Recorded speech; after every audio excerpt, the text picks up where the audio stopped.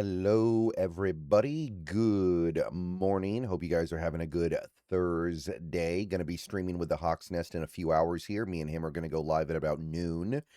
Obviously, no game preview this week, so we're just going to be talking about the game last week against the 49ers. We're going to be talking about the first round bye vibes. We're going to be just discussing the fantastic season this team has had, talking about what we might want to see happen this weekend, what we think might happen this weekend. You guys probably understand the drill, but going to be a fun stream, definitely a more chill stream because there's not an imminent game. So tune in, going live in about 3 hours after the upload of this video. All right. Before we get there, though, we have our pass coverage Thursday video to get to.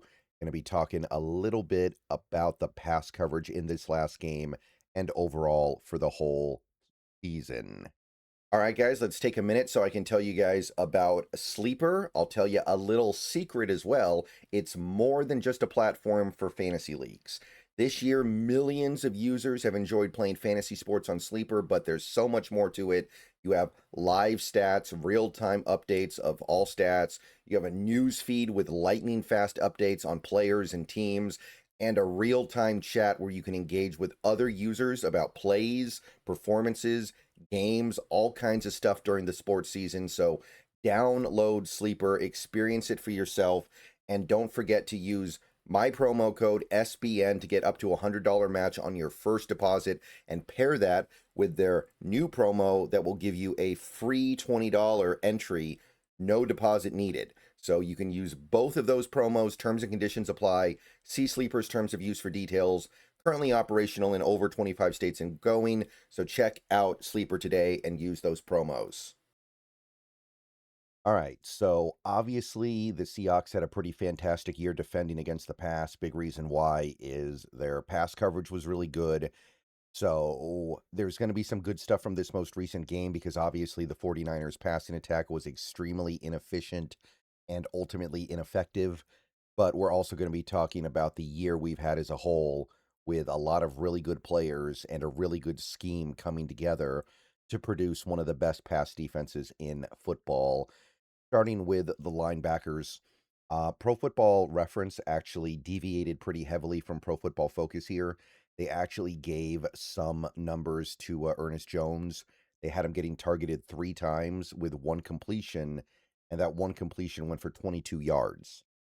So Pro Football Focus, if you'll remember, had 0 targets on Ernest Jones in that 49ers game. So kind of an interesting deviation there. I think that it's good to see the 2 different websites have disagreements because they're both looking at things in a different way. And that's part of the reason why I look at both. But regardless of how you look at it, Ernest Jones has had a phenomenal season in coverage. 54 QB rating when targeted, 54 for an inside linebacker. And I want to remind people, this is supposed to be his weakness as a player, coverage. This is supposed to be the thing he's not good at.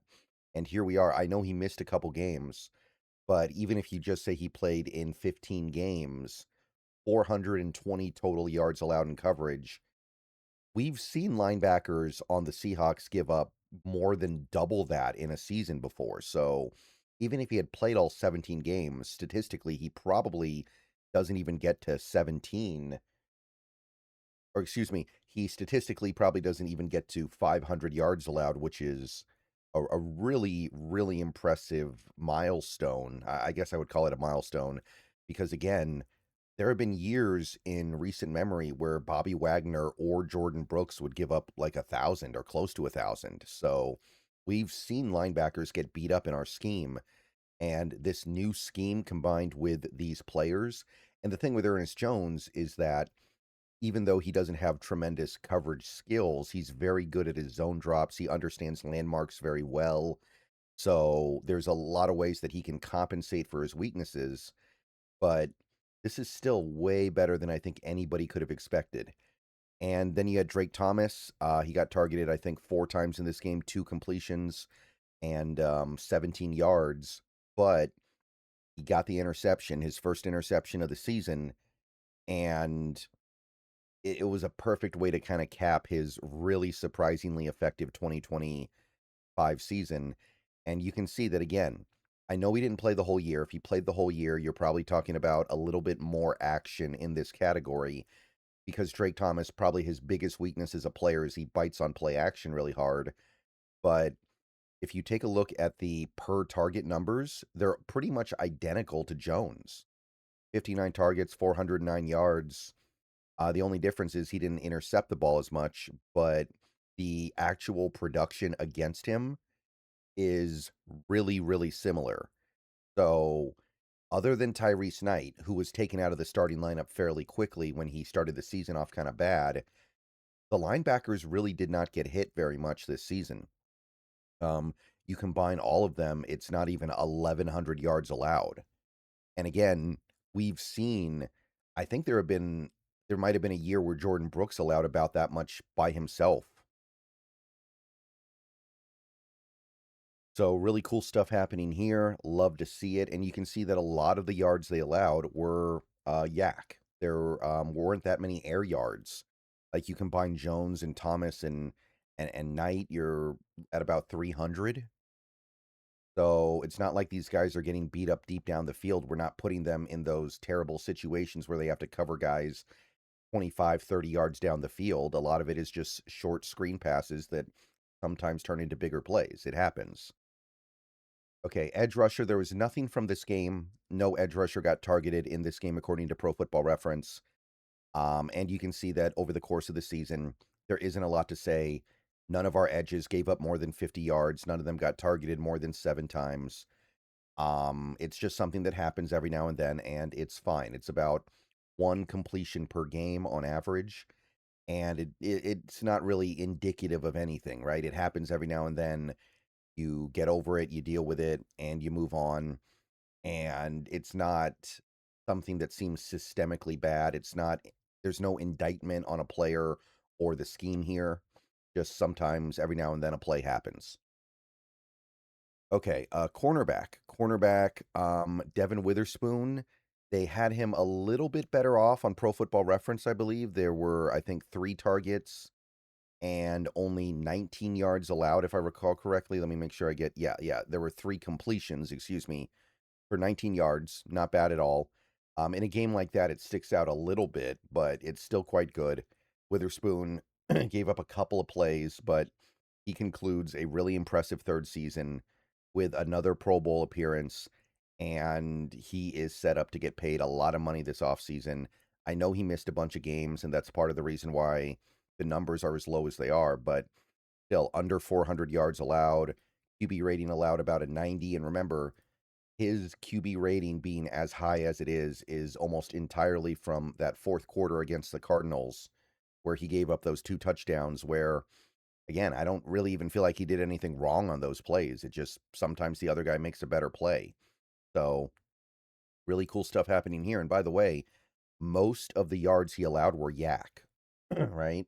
Unlike most other corners, especially outside corners, I feel like mostly yak is actually pretty, it's a, I don't know if it's necessarily something to celebrate, but I do find that to be very interesting. I do think that when you look at something like that, it makes you think that maybe it's not so much an indictment of coverage skills when they do give up something. It's more so just kind of the nature of a player catching a short pass and then getting yak. And that's not really a problem with just the player in coverage. That's a problem with the whole defense sometimes. Reek Woolen, he had a really good game. He gave up like 6 yards the whole game, and he ends his season allowing less than 350 yards, even if you account for the games he missed because of injury. He did miss some time this year. You're still probably talking about less than 400 yards if he played the whole season. And we saw how much better he was than the guys we had behind him. Like when he went out against Tampa, and then we had to put Nehemiah Pritchett out there was a big difference. So as much as we beat up on Reek Woolen earlier this year, and he did deserve it because he made a lot of mistakes, that first month was brutal. He has ended up in a very familiar spot, and he's doing it without taking the ball away. I know the lack of interceptions is annoying, I know that we expect Woolen to come away with more than one interception over the course of a season, but 75.5 QB rating, completion percentage barely above 50%. And look at how inefficient teams had to be to get anything going against him. 72 targets, 350 yards. That's not even 5 yards a target. That's still pretty phenomenal work. And this is still a very special player. I don't know if we're going to be able to keep him. I don't know if we should keep him, but I do know this guy is a very unique talent in this area, and you're not going to find very many guys who can do what he does. So, pretty good. Pretty good season overall for him. It took him a while to get going, but once he got going, we were good. And Josh Jobe did give up a little bit in this game. I believe they gave him 18 yards. Nothing terrible, but let me see here. Yeah, 3 targets. So even that is kind of like whatever. Like it's our third corner. If anybody's going to give up anything, it's probably going to be Josh Jobe. That's still not bad. 77 QB rating targeted when targeted on the year. I want to talk about this for a second. First of all, Josh Jobe had a remarkable season given the situation he was put in, right? We're talking about a guy who is always going to be he's going to be the guy teams go after if they go after anyone because he's viewed as the liability. And you can see that in the fact that he got targeted 91 times this year. And look at how well he held up. Less than 50% completion allowed and about 5 yards per target allowed. Well, excuse me, not 5, about 5.5, maybe about 5.5, excuse me. So a lot of people beat up on Josh Jobe because he's not as good as Witherspoon and not as good as Woolen, and he's not, but he has been phenomenal filling in for injured players this year.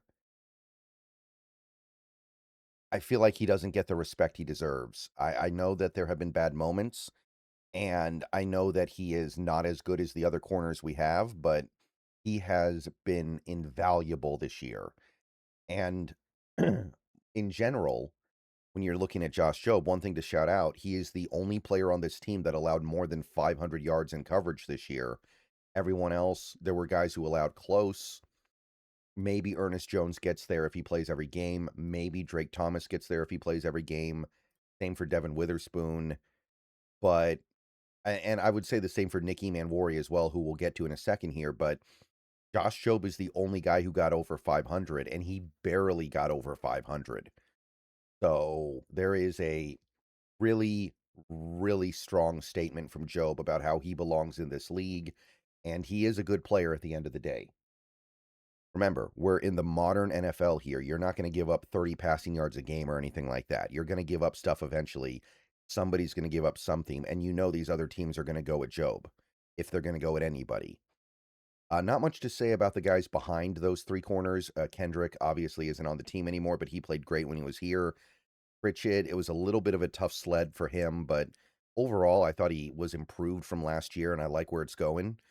And then you had Shaq Griffin, who, I don't know, he doesn't have much left. When he did have to play a little bit this year, it wasn't terrible, though. We needed a veteran backup, and he did okay. Safeties, not a lot going on with Julian Love. He got targeted once in this game, incomplete pass. Obviously an incomplete season for him, but the coverage numbers that he posted when he did play were very good. Only 100 yards allowed, 41.6 QB rating when targeted, really good. Kobe did not play, nothing new there. His coverage numbers this year are really good, though, so definitely earning that next contract. And finally, well, excuse me, not finally, but the one guy who kind of got beat up in this game was Manwari. 7 targets, 7 completions, 37 yards. So he's showing some of his rookie tendencies, right? He's making mistakes that a veteran player probably wouldn't make. I think that's a completely fair thing to point out. I don't think there's anything wrong with acknowledging that Manwari is one of the guys you can go after a little bit in coverage right now, and that's fine. There's nothing wrong with that. QB rating when targeted this year is about 100. Did allow 424 yards, and he missed about a month. If he had played the whole season, probably gets to 500. But these are the things that I'm willing to live with a 21-year-old rookie who is doing a lot of other things at a really high level and is adding immense value with his size at the nickel corner spot. So there's improvements to be made. There are things that can get better, but I'm going to say it again. Somebody has to get targeted, right? And if you're going to target somebody on this defense and it's not Josh Jobe, you're probably going to go with the rookie, right? You're probably going to go with the 21-year-old. And teams did have some success going up against him. But again, I think that there is a lot of understanding that we need to have for that. And we also need to understand that what he's doing for this run defense with his size and tackling ability is incalculably valuable. Final guy for this game is going to be Ty Okada, just 2 targets for a grand total of 20 yards, 2 completions, 20 yards. Not much to say. I mean, San Fran had 1 good drive the whole game, right? And Okada, generally speaking, was probably one of the bigger liabilities in coverage for Seattle this year. Over 100 QB rating when targeted, mostly air yards, by the way, 3 touchdowns. So Okada was probably one of the guys that you would point to and say, could have done a little better there. I don't think Okada was bad this year. And again, I want to stress this. Somebody's going to give up stuff. You're not going to get through games with nobody getting dented. And when you've got corners like Reek Woolen and to a certain extent Witherspoon that opposing teams are afraid to go at, they're going to go at other players and they're going to occasionally make plays. But yeah, coverage numbers not stellar for Mr. Okada. Not a bad year though. Better than I would have expected. So we're chilling. And D'Anthony Bell, obviously not on the team anymore, but when he was out there, it was fine. Not much to report, not enough data. And that'll do it. That's it for Pass Coverage Thursday for this week and for the regular season. So, again, I want to stress no one player gave up more than 500 yards except for Josh Jobe, who barely went over 500, like literally 17 yards over 500. No edge rusher went over 50. The linebackers gave up less than 1,100 yards collectively. And I mean, there's so little to be concerned about here. It was such a good year, and it's so hard to find even one guy to really get on right now is not performing. All right, I'm going to go and get out of here. See you guys later. Go Hawks. Streaming with the Hawks Nest in a few hours, and going to be more videos later. Hope to see you soon.